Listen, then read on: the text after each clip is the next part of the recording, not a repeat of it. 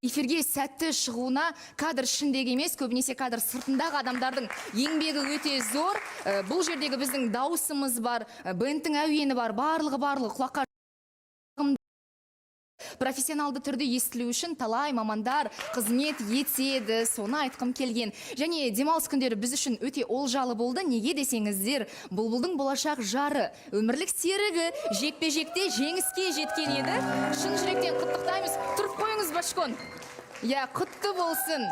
Өте қуандық, барлығымыз бір жерде көріп отырдық, бір топта талқылап отырдық, бірден жеңіске жетті, өте қуаныштымыз. Дина ханым, қайырлы күн, рахмет. Сіздердің қолдауларыңызды біз сездік, көрдік. Жаңағы жекпе-жек күнде жекпе-жекке дейін де осы эфирда сәлем жолдадыңыздар.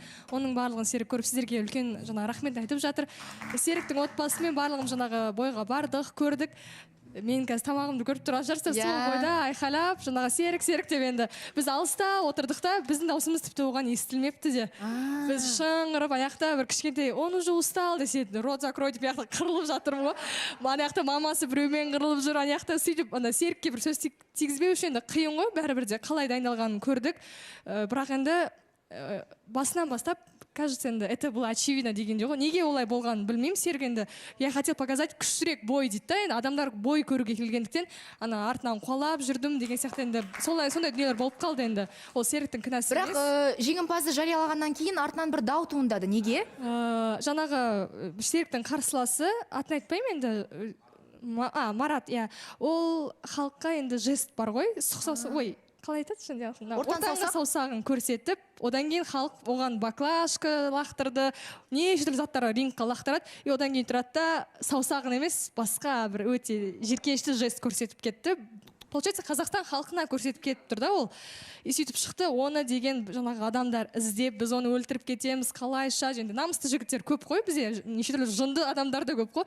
Біз оны бұл жерде жүргізбейміз, таптатып, өлтіріп тастаймыз деп, енді сонда үлкен дау болып кетті, Дина ханым. Енді қазір Серікке де хабарласып жатыр, қай жерде, адресін айт, біз оны барып бүйтіп кетеміз деген әңгімелер өте көп болып жатыр. Мөлдір қайда, Мөлдір?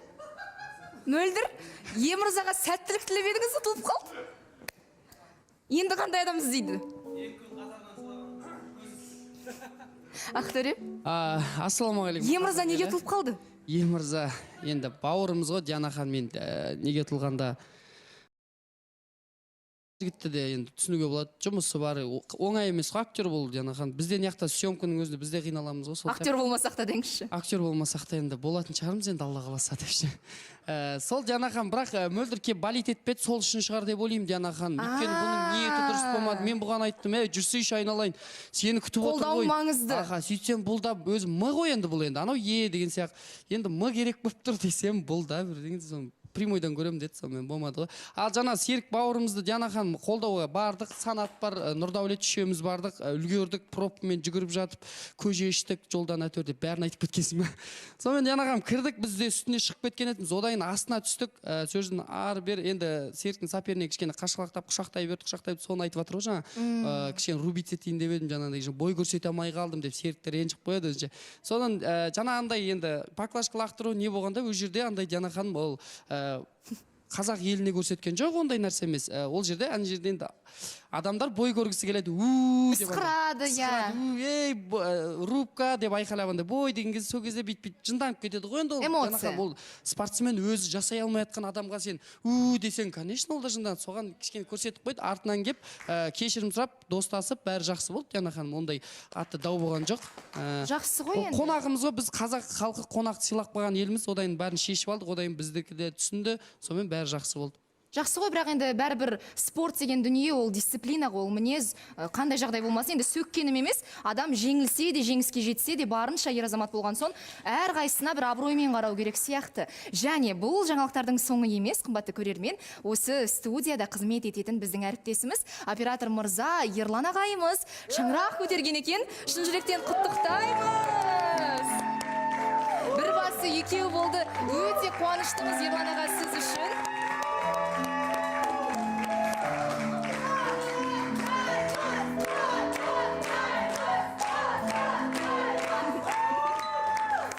Өте қуаныштымыз, бақытты болыңыздар, аман болыңыздар, енді бұйырса үлкен бір әдемі жанұя құрыңыздар. Сіз үшін өте қуаныштымыз, Ерлан мырза.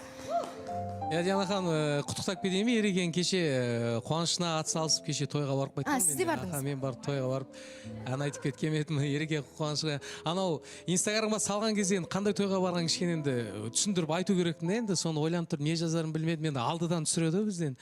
Соны бетіндегі 5 точканың бәрін білетін кісі бұл дедім де мен. Бетінде қанша қара точка бар, соның бәрін білетін кісі. Бұл кісі өзіміздің оператор. Бақытты болсын деген сияқты тілек қылып кеше салған. Енді көрмейсіздер ме? Әселмен мына жақта ұрсып жатса да, ағамыздың көңіліне қарап, тойына барып ат салысып, шашбауын көтеріп жүр. Мен анау қатты тұңғиыққа беріліп кіріп, алдында келісіп болған нәрсе болғаннан кейін уәдемді беріп қойған. Диана ханым, мен қызыммен ұрысып қалған екенмін деп енді бармай болмайды ондай нәрсе. Диана ханым шыны керек. Ол бұрыннан сондай қалыптасып қалған менде. Иә, сұрақ пікірлеріңіз бар болса, мына екі жанды не істейміз енді? Иә, Диана ханым, айта кетейікші, жаңа қыздар айтып жатыр ғой, біздің бір еркелігімізді көтере алмайды, бір немізді көтере алмайды, бір сториске салғанымызды көтере алмайды деп. Негізі қыздың еркелігін біз көтереміз. Бірақ енді бұлар... Кешірім сұраймын, мына жерде бір сыйлық тастап кетіпті маған біреу. Рұқсат ішінде шоколад. Диана ханым, бұл сізге жандостан. Жони Өтес парақшасына тағы 17К болса, мен енді 50К боламын дейді. Қазір қаншаға жеттіңіз? 33 мыңға енді 17 мың. Жони.Өтес парақшасына тіркеліңіздер міне. Дәл осылай жазылады. Бірақ енді негізінде қатысушылардың мақсаты оқырман жинау емес еді, Диана ханым, бауырым, арманыңа жет, 50 мыңға жет, 100 мыңға жет, арманың сол болса сенің депші. Диана ханым, айта кетейші мына жаққа. Негізі Ізбасар Диана ханым, бір примерно айтайын, бір жылдай тұрдық қой, негізі шыны керек. Ізбасардың мінезін жақсы білеміз. Шерхан да біледі, Данияр да біледі, Хамо да біледі. Вообще ашуланбайды Диана ханым. Үйде деген енді бізде еркек болғаннан кейін анда-санда қырылып қаламыз ғой, енді еркекпіз ғой, енді бір жағдайлармен сол кезде бізді успокоить ететін, не істейтін осы жігіт. Енді кешегі жаңа жағдайын қарап отырсаңыздар, негізі шыны керек өткенде де Хамрақұлдың несіне де келе алмай қалды Диана ханым, қуанышына да. Сол кезде де ұялып жүрді, кеп ят болды ау, Хамодан ят болды ау деп.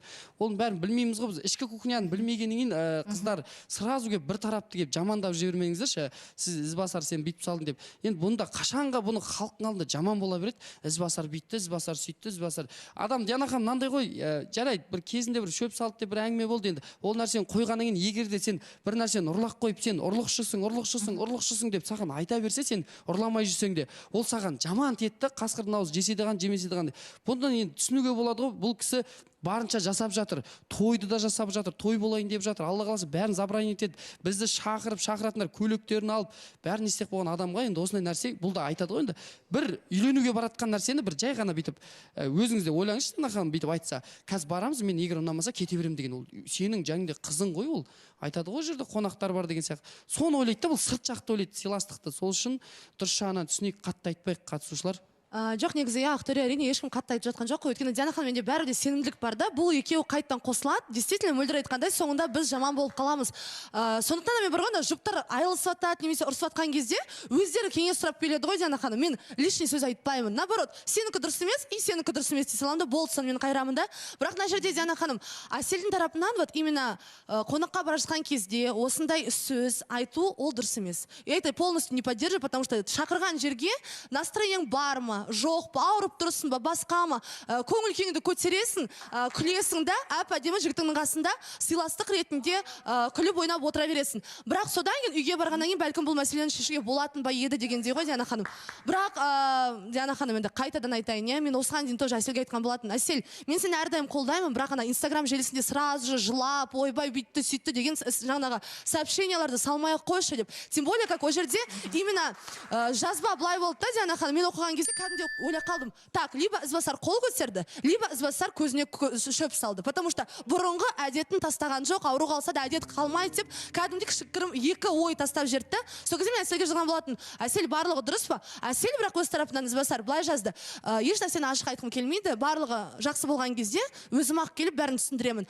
И маған кішкене обидно то, что Ізбасар сол моментті ұстап қалып, жай ғана Инстаграм желісіне ешқандай сурет жүктемесең, просто үнсіздік танытсаң, барлығы жақсы болар ма еді дегендей. Қыз деген эмоция, қыз деген ашу үстінде бір нәрсе бір қателіктерге бой алдыру. Бірақ ер азамат деген сабырлы болу ғой. Ер азамат деген Инстаграм желісіне жайып салу емес қой. Ер азамат деген халықтың алдында өзінің атын бір ойбай мен кінәлі емеспін деген дұрыс емес қой оның барлығы. Әсел дептің оймен. Айдана, былай қойыңызшы. Баяғы анекдот бар ғой, ашулансаң, ашуланып жатқан кезде сыртқа шығып кете сал, кейін ашуың басылады деп бір кісі де айтқан ғой. Сөйтіп көкесі сен сондай жасайшы. Я 15 жыл болды ғой сыртта жүргенімізге деген сияқты ғой енді ол. Мысалы әлі ашу. Мәселе ода емес. Айдан мынандай ғой. Рас қой 15 жыл болды сыртта жүрді. Сәл ашуланса шығып кете береді деген да. Дұрыс айтасың. Эмоция қай кезде кетті менде. Постоянно саған мысалы орында болып кеткен нәрсені қайталай берген ең жаман нәрсе. Мен сен кезінде кешірдім ғой. Мен сен осындай шөп саған бүйттім. Оның бәрі ұмытылды ғой болды. Вот сол нәрседе менде задевает. Осы көп. Бірақ Ізбасар бұл единичный случай ғой. Диана ханым былай байқап тұрсам, кейбір кезде байқап қаламын, екеулері ұрсып қалады, иә. Ізбасардың тарапынан кішкене андай ашулыққа бой алдырасың, бірақ Әсел ешқашан сені халықтың алдына жығып бермеген адам ғой. Осы жерде әрдайым сені көтеріп, вечно Ізбасар менің жаным, күнім, айым, ең керемет ер азамат деп сені әрдайым осылай көтеріп отырады да. Сен де жай ғана сол сәтте үнсіздік танытса, ешнәрсе болмаушы еді деп. Бірақ сіз айтасыз, үнемі Ізбасардың абыройын көтеріп жүреді деп. Соңғы ұрыстардың әрқайсында бірінші оны жариялайтын, бірінші елге шағым жасайтын ол қашанда Әсел ғой. Егер сіздің дөрекілігіңізді, сіздің мінезіңізді көтере алмайтын болса, сізбен бірге ертең болашақта тұра алмайтын болса, онда неге сізге өмірлік жар ретінде қарап жүр ол қыз? Сол жаңа эмоциясы бар Диана ханым, эмоциясын былай шығарып жібереді. Мен негізінде жалпы особо ондай нәрсеге жоқпын да, бірақ кейіннен кешегі жазған нәрсесі мені уже қатты тиіп кетті. Уже бітті, халық ойлайды, что бітті, не измена жасады, не ұрды болды. Осы нәрсе. И оны іште де маған қайталағанда, сен осы әдетіңді қоймайтын сияқтысың ғой, сен бұрын әлі осындай сияқтысың ғой деген нәрсе уже мені жеп тастады шыны керек. Осы нәрсемен адам бір күн кәдімгі өзіме келе ма сондай жүрдім да. Мен үнемі айтам ғой, егер Әсел осы дүниелердің барлығын, өткенде не болмады, барлығын кешірді, ары қарай өзі сену керек.